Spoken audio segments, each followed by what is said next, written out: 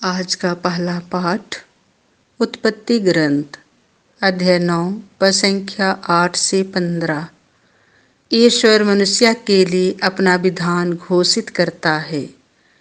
जल प्रलय के पश्चात ईश्वर ने नूह और उसके पुत्रों से कहा, देखो, मैं तुम्हारे और तुम्हारे वंशजों के लिए अपना विधान ठहराता हूँ, और जो प्राणी तुम्हारे चारों ओर विद्यमान हैं, अर्थात पक्षी, चौपाई और सब जंगली जानवर जो कुछ जहाज से निकाला है, और पृथ्वी भर के सब पशु, उन प्राणियों के लिए भी मैं तुम्हारे लिए यह विधान ठहराता हूँ, कोई भी प्राणी जल प्रलय से फिर नष्ट नहीं होगा, और फिर कभी पृथ्वी को कोई जल प्रलय उजाड़ नहीं बनाएगा।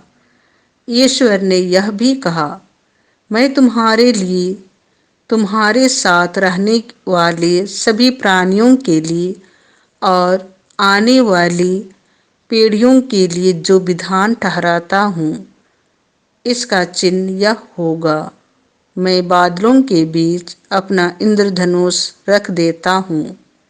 वह पृथ्वी के लिए ठहराए हुए मेरे विधान का चिन्ह होगा। जब मैं पृथ्वी के ऊपर बादल एकत्र कर लूँगा और बादलों के बीच वह इंद्रधनुष दिखाई देगा, तब मैं तुम्हारे लिए और सब प्राणियों के लिए ठहराए हुए अपने विधान को याद करूँगा, और फिर कभी जल प्रलय सभी शरीरधारियों का विनाश नहीं करेगा। यह प्रभु की वाणी है। आज का दूसरा पाठ संत पेतरुस का पहला पत्र अध्याय 3 पद संख्या 18 से 22। बपतिस्मा का जल हमें हमारे पापों से मुक्त कर देता है। मसीह एक बार पापों के प्रायश्चित के लिए मर गए, धर्मी अधर्मियों के लिए मर गए, जिससे वह हम लोगों को ईश्वर के पास ले जाएं। वह शरीर की दृष्टि से तो मारे गए, किंतु आत्मा की दृष्टि से जिलाए गए। इस स्थिति में वह कैदी आत्माओं को मुक्ति का संदेश सुनाने गए। उन लोगों ने बहुत पहले ईश्वर के विरुद्ध विद्रोह किया था, जब वह धैर्यपूर्वक प्रतीक्षा कर रहा था और नूह का जहाज बन रहा था।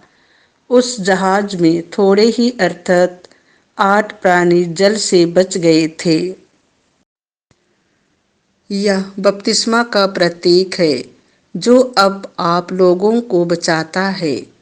बपतिस्मा का अर्थ शरीर का मैल धो डालना नहीं है, बल्कि शुद्ध हृदय से अपने को ईश्वर के प्रति समर्पित करना है। वह बपतिस्मा यीशु मसीह के पुनरुत्थान द्वारा हमें बचाता है। यीशु स्वर्ग गए और ईश्वर के दाहिने विराजमान होकर स्वर्ग के सभी दूतों पर शासन करते हैं। यह प्रभु की वाणी है। संत मार्कुस के अनुसार पवित्र सुसमाचार अध्याय 1 पद संख्या 12 से 15। शैतान उनकी परीक्षा लेता था और स्वर्गदूत उनकी सेवा करते थे।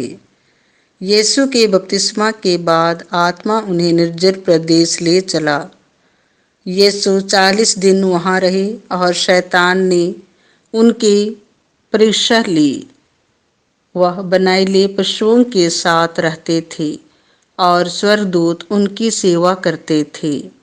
यूहन्ना की गिरफ्तार हो जाने के बाद यीशु गलीलिया आए और यह कहकर सुसमाचार का प्रचार करने लगे, समय पूरा हो चुका है, ईश्वर का राज्य निकट आ गया है। पश्चाताप करो और सुसमाचार में विश्वास करो। यह प्रभु का सुसमाचार है।